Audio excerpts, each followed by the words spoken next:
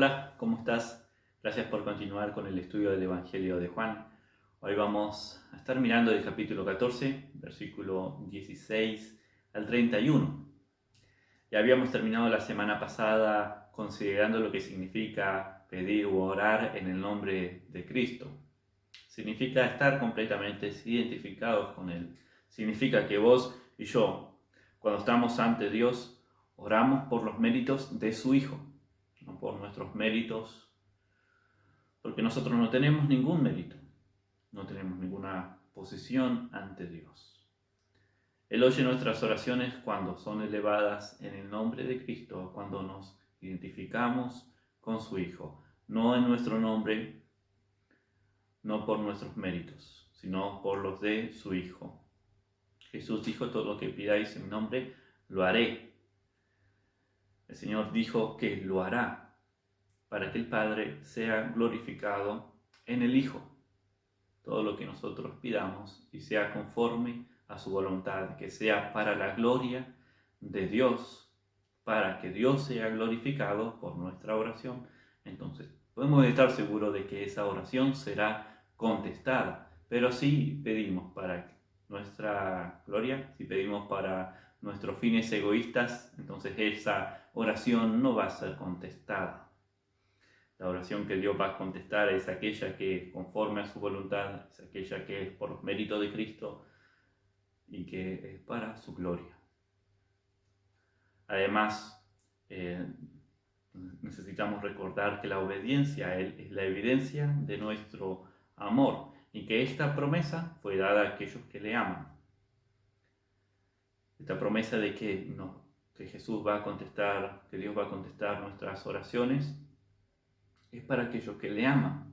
Si nosotros le amamos, entonces guardamos sus mandamientos. En los versículos que vamos a estar mirando hoy, el Señor hizo una promesa en cuanto al Espíritu Santo.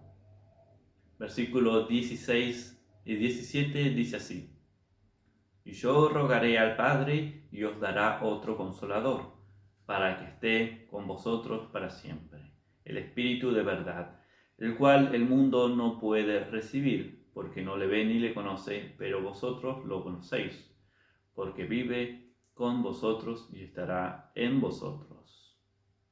El Espíritu Santo es lo que Jesús está prometiendo a sus discípulos para animarlos a ellos, para consolarlos. El Espíritu Santo vino a los creyentes y está en los creyentes desde Pentecostés, desde Hechos capítulo 2. Pero sabemos que el Espíritu Santo estaba en el mundo antes de Pentecostés. Pero el día de Pentecostés, Él vino a morar en los creyentes. Esta sería la nueva realidad para el nuevo periodo de la historia de la iglesia. El Consolador venía para fortalecernos. Jesús se iba, pero Él promete que el Consolador, el Espíritu Santo, iba a venir. No dice que el mundo no recibirá el Espíritu de verdad. Dice que el mundo no podría recibirle. No podría recibirle. El Espíritu de Dios toma la palabra de Dios y la enseña al creyente. El ser humano natural que no conoce a Dios, que no es creyente, en quien no mora el Espíritu de Dios, no puede percibir, ni puede ver, ni puede tener una relación con Dios.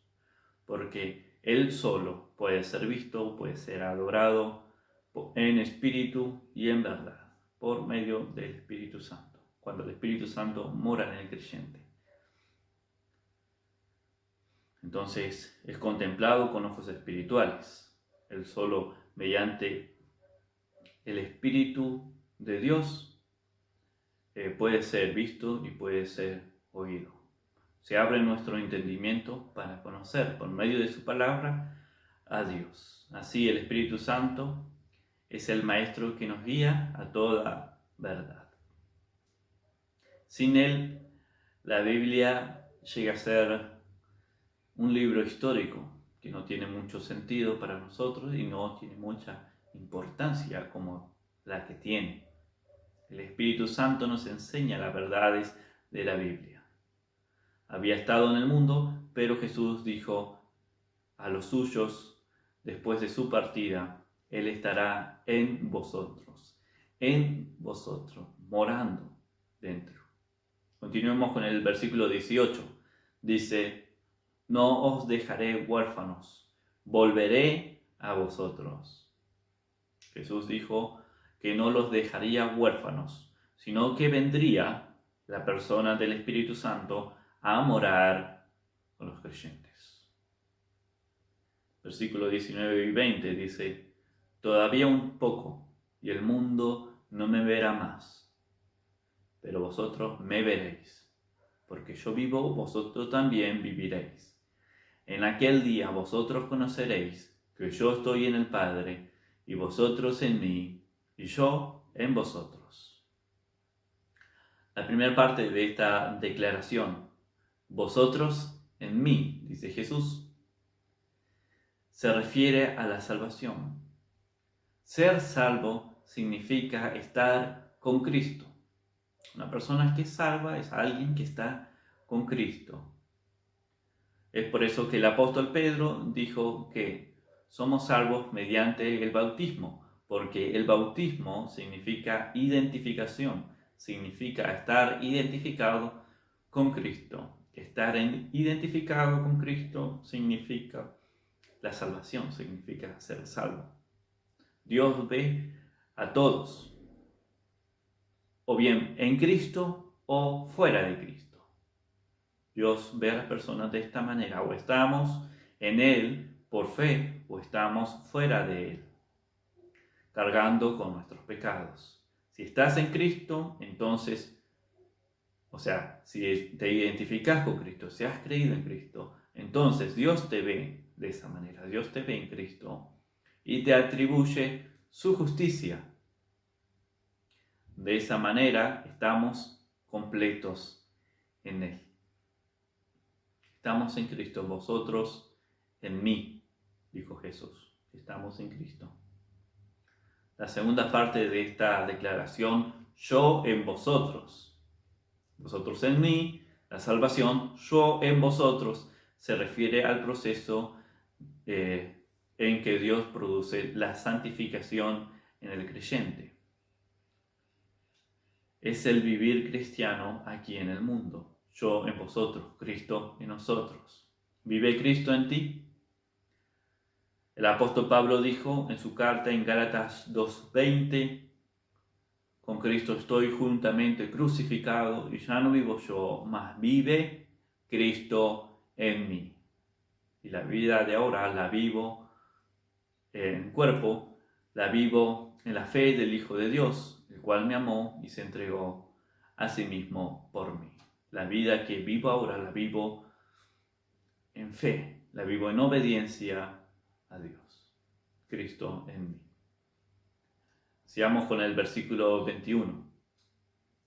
El que tiene mis mandamientos y los guarda, ese es el que me ama, y el que me ama será amado por mi Padre, y yo lo amaré y me manifestaré a él. No debes decir que amas a Cristo si no guardas sus mandamientos. Es así de sencillo, así de claro como Jesús lo dijo. Si no le obedecemos, si no obedecemos su palabra, entonces no le amamos. Y si decimos que le amamos, entonces somos mentirosos. Jesús también dice que se manifestará a aquel que le ama.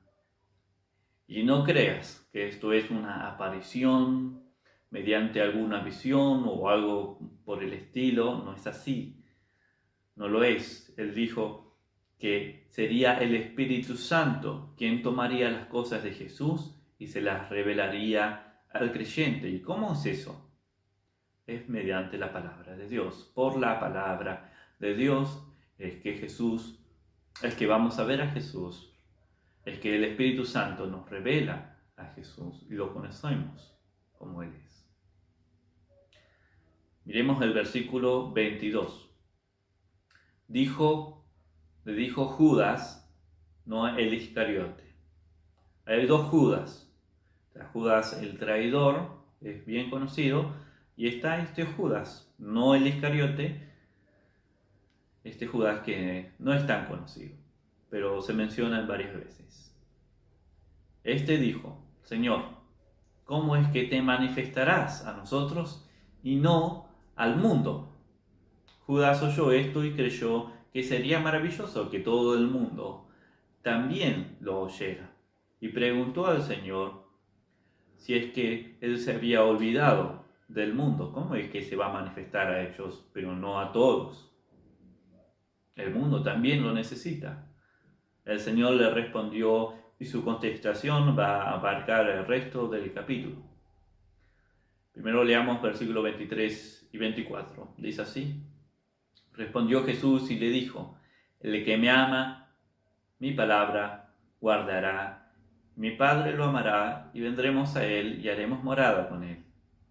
El que no me ama no guarda mis palabras, y la palabra que habéis oído no es mía, sino del Padre que me envió. El mundo era algo que le estaba preocupando a Judas, no al Iscariote. El mundo va a saber acerca de Jesús por nuestra obediencia. Por nuestra obediencia, porque le amamos y le obedecemos. El expresar verbalmente nuestra fe o ser miembros de una iglesia y vernos que vamos a una iglesia no es suficiente. Nuestro amor tiene que ser puesto en evidencia por nuestra obediencia. Y eso es lo que el mundo va a estar viendo. Versículo 25 y 26. Dice así: Os he dicho estas cosas estando con vosotros, pero el Consolador, el Espíritu Santo, a quien el Padre enviará en mi nombre, Él os enseñará todas estas cosas y os recordará todo lo que yo os he dicho. Jesús les estaba diciendo que Él no se había olvidado del mundo. Se había reunido allí con los apóstoles en aquel lugar y les está dando muchas verdades importantes para que ellos pudieran comunicar al mundo. En el poder del Espíritu Santo. La única manera en que la verdad podía ser transmitida al mundo era mediante los apóstoles. Y Juan era uno de aquellos hombres. Y él es el que ha escrito este libro, el Evangelio de Juan, como también las epístolas primera, segunda y tercera de Juan y libro de Apocalipsis. Fue escrito por él. Estas verdades se nos comunican a nosotros, porque él las escribió por el poder, mediante y el poder del Espíritu Santo. Jesús le aseguró que el Espíritu Santo les enseñará todas las cosas y las recordarán para que puedan también hablarlo. Versículo 27 dijo: La paz os dejo, mi paz os doy. Yo no os la doy como el mundo la da. No se turbe vuestro corazón, ni tenga miedo. En este versículo fue su última palabra de consuelo a aquellos discípulos que estaban turbados. ¿Se acuerdan? Así comienza el capítulo 14.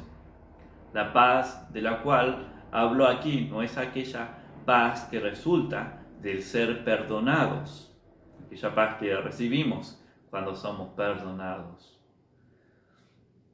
Esta paz es aquella paz que es por seguir a Jesús, que el Señor nos entrega a aquellos que hemos seguido a Él. La paz en el corazón y en la mente, de aquellos que viven en armonía a la voluntad de Dios. Una paz que no la da el mundo, una paz sin igual y que no es momentánea, es como un estilo de vida. Versículo 28 al 31 leamos para terminar con este capítulo y el estudio de hoy. Dice así: habéis oído que yo os he dicho, voy y vuelvo a vosotros. Si me amarais, os habríais regocijado, porque he dicho que voy al Padre, porque el Padre mayor es que yo, y ahora os he dicho antes que suceda, para que cuando suceda creáis. No hablaré ya mucho con vosotros, porque viene el príncipe de este mundo, y él nada tiene en mí. Pero para que el mundo conozca que amo al Padre, y como el Padre me ha mandado, así hago. Levantaos, vámonos de aquí. Jesús les dijo que ellos debían alegrarse, debían regocijarse, porque Él iba al Padre, por las maravillosas bendiciones que vendrían sobre ellos a su partida. Jesucristo volvería al Padre y luego le enviaría el Consolador, el Espíritu Santo. Les dijo que no podrían quedarse mucho tiempo con ellos, y la verdad es que fue así. Estuvo unas cuantas horas más Jesús con ellos, y luego Él volvió al Padre. El príncipe de este mundo venía, dijo Jesús. Jesucristo sería nuevamente atacado por Satanás, y su encuentro fue en el huerto de Getsemaní. Luego iría a la cruz por los pecados del mundo, y después de aquel suceso Él iba a resucitar e iba también a ascender a la gloria de Dios. Y el Consolador, el Espíritu Santo, vendría al creyente a morar en él. Ese es el evangelio que creemos y el evangelio que predicamos, el cual salva a las almas, el cual, si creemos en él, seremos salvos. Es para todo aquel que cree en él.